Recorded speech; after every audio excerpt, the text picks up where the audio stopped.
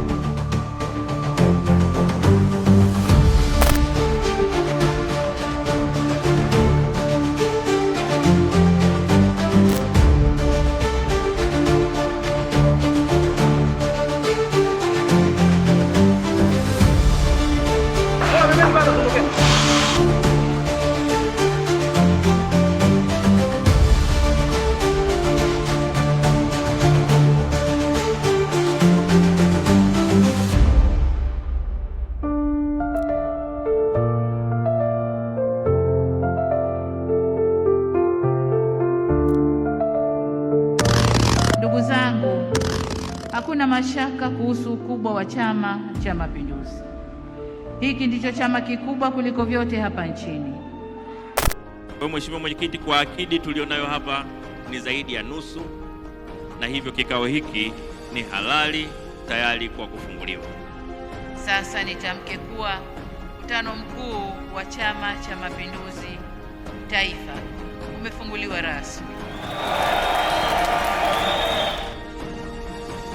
Mkutano mkuu uliopita tulikuwa na wanachama jumla 12 milioni, lakini mkutano mkuu huu mpaka tunaingia kwenye mkutano huu tuna 13 milioni na kidogo. 13 milioni na kidogo. Haya, waheshimiwa wajumbe, Mungu akituwezesha kulikamilisha hili jengo, tutakuwa na hadhi ile na tutajenga heshima kubwa. Serikali ya Mapinduzi ya Zanzibar imefanikiwa kutekeleza ilani ya Chama cha Mapinduzi kwa kipindi cha miaka 5 kwa mafanikio makubwa.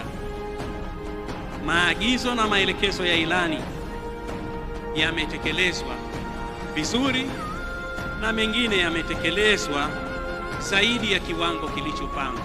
Ukweli usiopingika kuwa nchi yote bara na visiwani inatimka vumbi kwa maendeleo uliyosimamia wenyewe.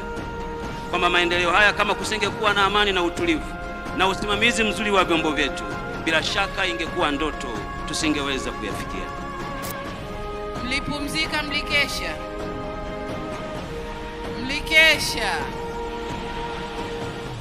Waheshimiwa wajumbe, tuko tayari kuzindua ilani yetu, sawa?